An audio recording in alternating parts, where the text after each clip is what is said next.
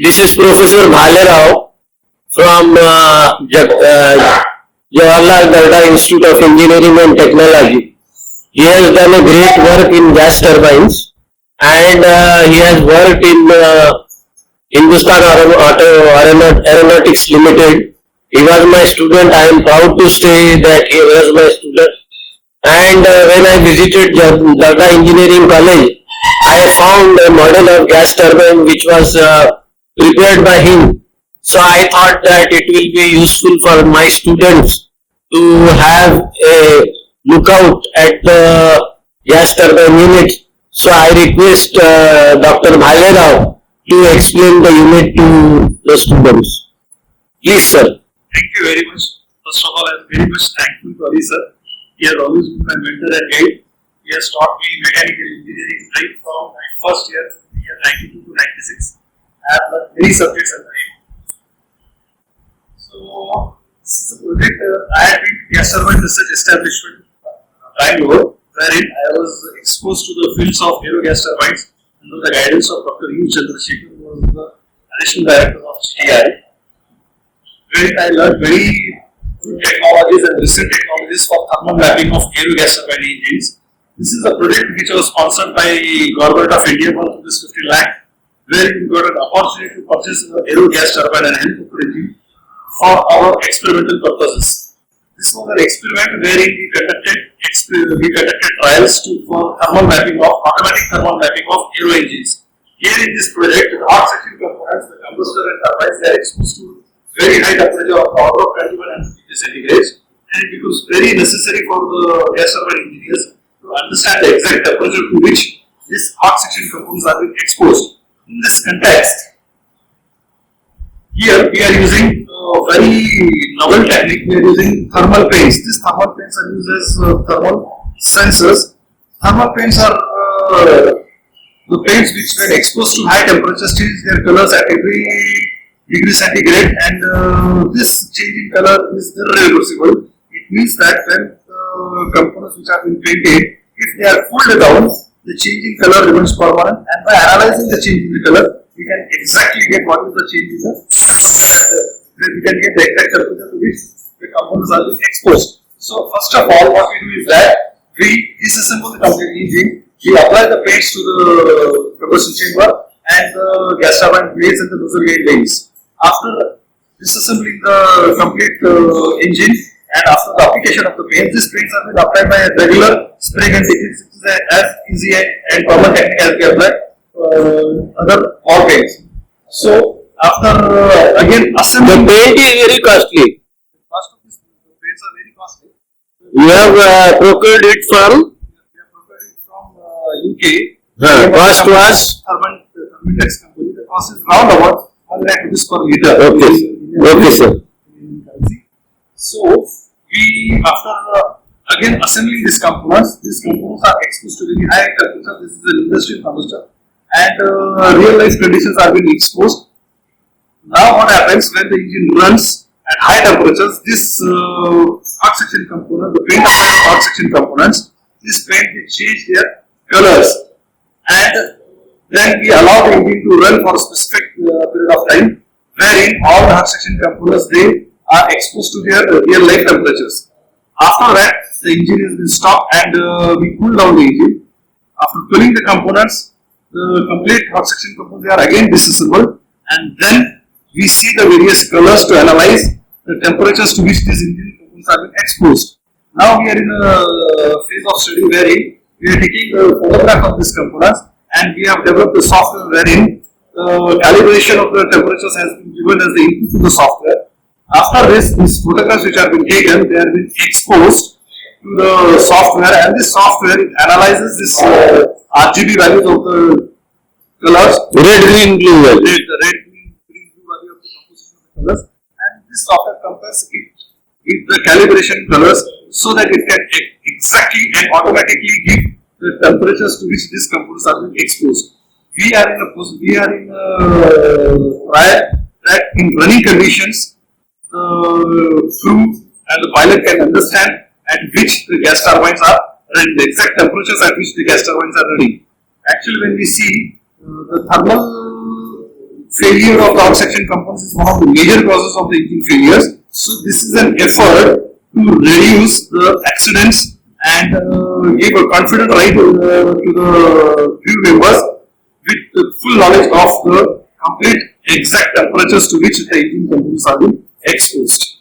Thank you. The blades are made up of titanium and you have a ceramic coating over the blades. These are made of titanium and there is a TTBC, thick thermal barrier coat on the blades. This thick thermal barrier coats, they are made of ceramic components while the iron material of the blade is titanium alloy. So what happens whenever these blades are exposed to high temperatures, this ceramic component it behaves differently than the parent element and therefore that is one of the cause of creeps and failures, the cracks between the blade coatings due to which the heat propagates inside the blade and there is also one of the cause of melting the blades. So we are exactly trying to get the complete thermal map of these out-section components to avoid certain misfortunes and accidents. Sir, please talk about blade cooling. Blade cooling is one of the most interesting and complex phenomena of mechanical engineering.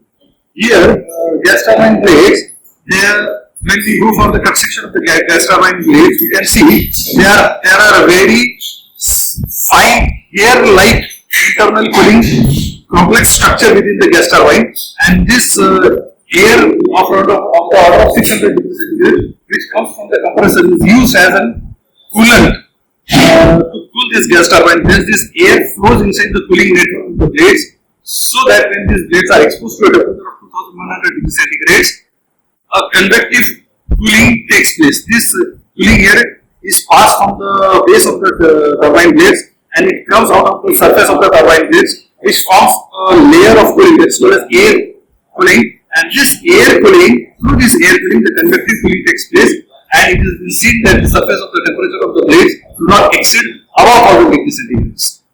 And it has been properly kept in the cooling condition. So, because it has been seen that metallurgical advances have made the material, the titanium alloy is capable of withstanding its melting temperature up to 1100 degrees centigrade. Above 1100 degrees centigrade, it is seen that this metal gets melted.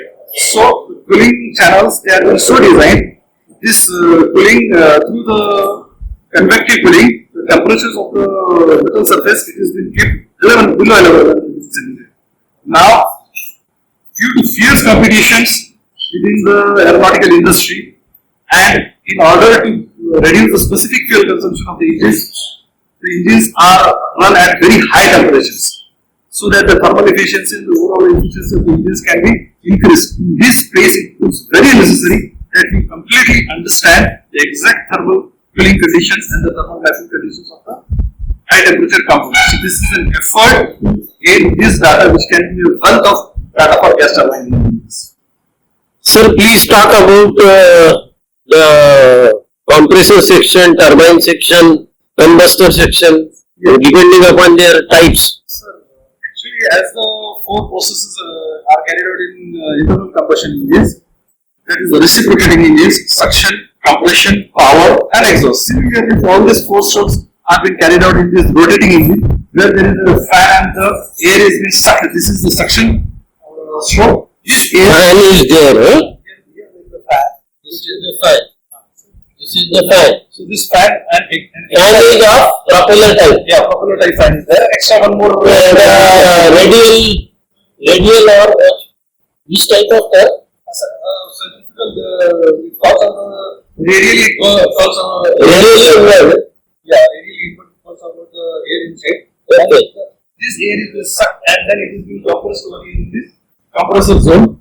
Hmm. You can see the blades of this compressor over here. Yes. So this air is then being compressed over here, and this compressed air from the compressor, it goes into the. Can you talk about the stages, compression stages? Yes, roundabout in this specific type of engine, there are 13 stages of compressor. So generally, So is it a hybrid type or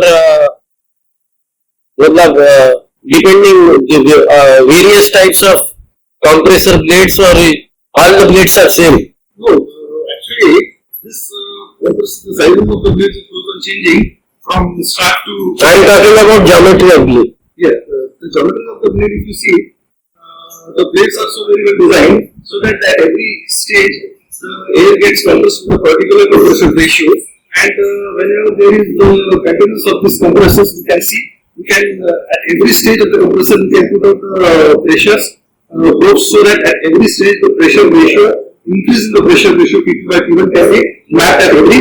What is the type of pressure sensing element? Well, pressure for compressors, there are various pressure sensing probes which are being kept there aligned in this compression chamber so that we can map the rising pressure of every stage. Is it of a quartz cell? Yeah. Quartz cell. Well, different types of pressure sensors are used, sir. Hmm. Advanced type of pressure sensors are also being used nowadays. And this pressure sensors, this compressed air, then comes into the combustion chamber. Here there are different types of combustion chamber. It can be a can type of combustion chamber. It can be a can annular type of a combustion chamber or an annular type of. This is a.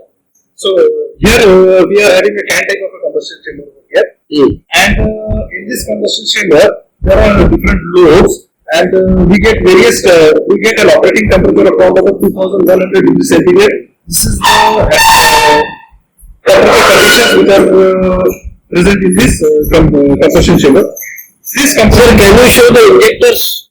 Well, we have removed in the construction. We have removed these injectors. The hole for injection is there, and the injectors. Where is the hole? If you can see over here.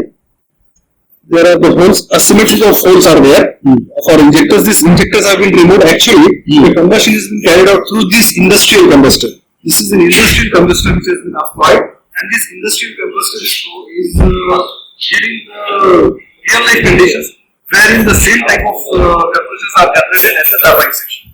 Okay. Since it was not possible to run the actual engine in actual conditions in this lab, we have added this industrial combustor to provide real life conditions.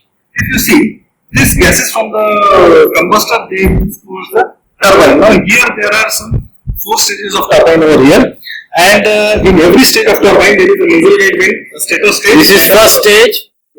Second stage. Actually, these are the rings. The stages are inside. Inside. This is third stage, and this is fourth stage. The volume is going on increasing as per the stages. Yes. You can see in the compressor the volume goes on decreasing, and in the turbine the volume goes on increasing as well as the expansion. Okay. And now here when the gases they enter inside, here we are finished with the power stroke, and now we are coming to the exhaust stroke where the pressure is released in the turbine. As the gases they move linearly ahead across the turbine blades, the nozzle gate vanes and the turbine blades they are heated, and the operating temperatures as I told you are in the order of 2000 degrees centigrade. Now here it is very necessary that this operating temperature should be reduced and the better temperature should not increase above 1100 degrees centigrade.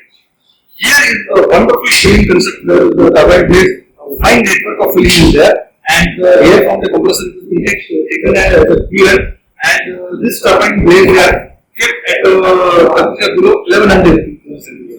Now whether the engine is working below 1100, there is one more small gas turbine along with the aircraft that is called an APU, auxiliary power unit, and this auxiliary power unit is there not to give the thrust to the engine but to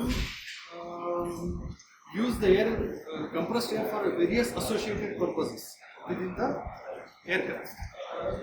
Anything more, sir?